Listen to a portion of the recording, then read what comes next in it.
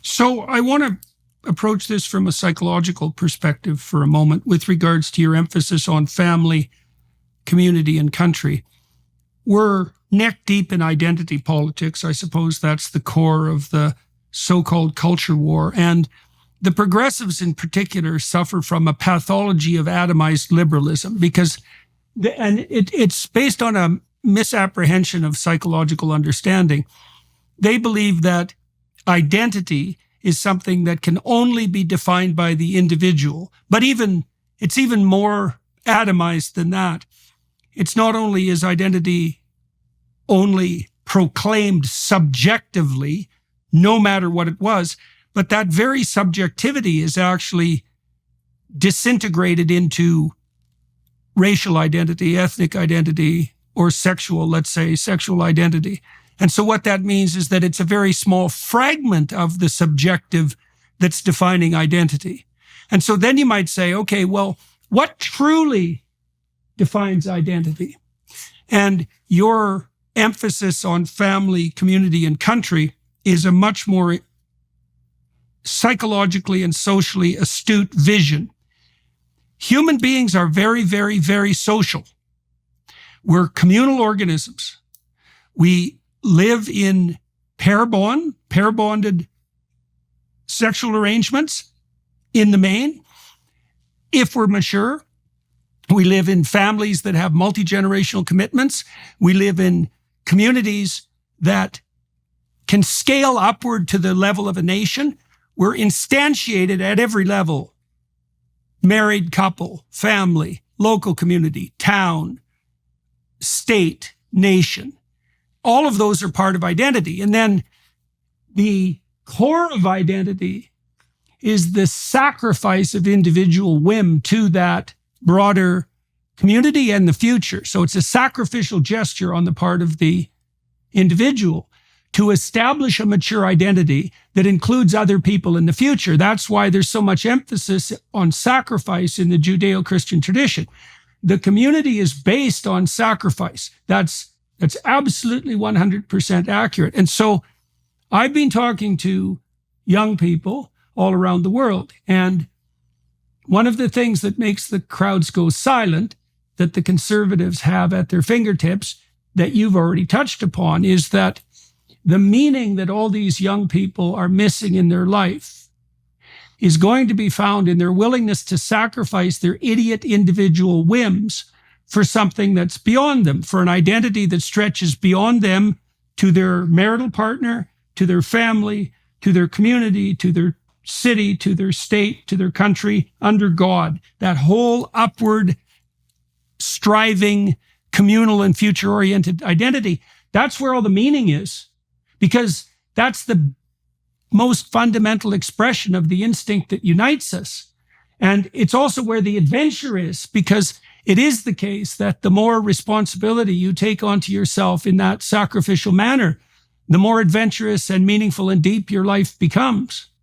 And conservatives can explain this to young people. It's like your missing value is to be found in the voluntary adoption of responsibility. And, they understand this because every time I say those sorts of things to the audiences that I'm speaking to, they go dead silent. So no one's pointed this out for 60 years.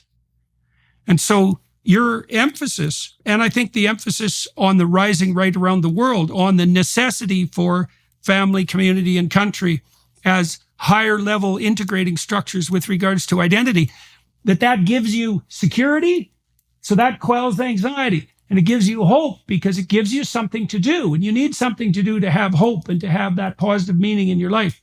It's adventure through responsibility. And conservatives have that to sell if they're wise, to sell that to young people, to offer that to young people, to invite young people to that. Well, one of the most exciting things in life is to be part of a team, isn't it? You work together with other individuals, and if you achieve a victory, a goal together, it always feels better somehow as part of a team than just for yourself. There are some exceptions to that, but generally, I think that is true. Look, I am going to go on fighting. In fact, to be honest, I've only just started properly fighting atomized liberalism.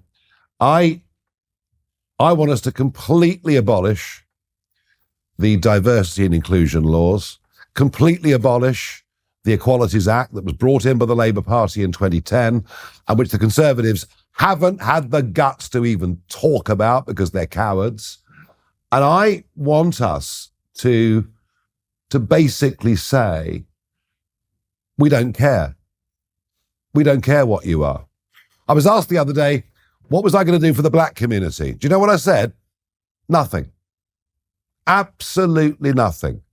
I couldn't give a damn whether you're black or white, whether you're gay or straight. I really don't care. You'll be judged by your character. You'll be judged by your ability. You'll be judged by, are you a contributor to society or a taker out? And right at the moment, this is considered to be dangerous, radical thinking. But I think if we can start to explain why this matters, if we can start to explain that that's the only way we're going to have any chance of a unified society that works together, with mutual benefit for each other, I think this is one of the next great political battles, and we're going to need some quite brave leaders to take it on. But I have to say, the lunacy we saw with Black Lives Matter in 2020, maybe people have begun to reflect ever so slightly on that. We've got to treat human beings as being equal before the law, judge them on their values, judge them on their character, judge them on their merits, not by their skin color or sexual preference. Yeah, well, a ringing endorsement of the civil rights movement from like 1963, you'd think we would have figured that out. So maybe to close, sir, if you don't mind, why don't you just tell people, well, what do you expect from the election? Where are you sitting now? Where is your party sitting? And also, why are you not concerned, or how are you concerned about the fact that, you're splitting the vote in the center and on the right, let's say, and of course, by doing so, in some ways, playing into the hands of the idiot progressives that are going to end up running your country. So let's deal with both of those. What's the risk in what you're doing with regards to the union of the Conservatives? And then also, what do you think's going to happen to your party in particular in this upcoming election? Well, point number one is the Conservatives don't need my help to destroy their election chances. They've done it to themselves. They were going to lose anyway. And it's very interesting. A large number of people who say they'll vote for me, if I wasn't here, wouldn't bother to vote at all. That's how disenchanted they are with the whole thing. As I said earlier, a Labour government is going to happen. The Conservatives deserve to lose. Labour don't deserve to win, but they're going to win. What I'm doing here is putting a first big marker down, albeit just in the space of a few weeks. We are going to get millions of votes. We are going to get our first people elected into that parliament. And I might remind people, just as happened to a party called Reform in Canada some years ago. Everyone said, oh no, reform will split the vote. Preston Manning's a right-wing nut job. All the same kind of criticisms. And in the end, Reform won. And as you know, Stephen Harper proved to be a very good Prime Minister in many ways of Canada, having first been elected as a Reform MP and then effectively doing a reverse takeover of the very tired and increasingly progressive Conservative Party. I am trying to do something very similar to what Reform did in Canada all those 30 years ago. And to be honest with you, it's one of the reasons I chose the name Reform UK, seeing inspiration from what happened when common sense got back into Canadian politics. Sadly now long disappeared under Trudeau. So look, we're going to get, yes. We're going to get millions of votes. We're going to win those seats, but I'm going to do this differently. This is not going to be just about what we can do in Parliament. We are going to build, this is my ambition, we're going to build a mass movement for common sense. And we're going to build it not just because we object to what the progressives have done to us, but because we believe in family, community, and country. And I think the more people, particularly young people, hear those arguments, the more successful we'll be over the coming years.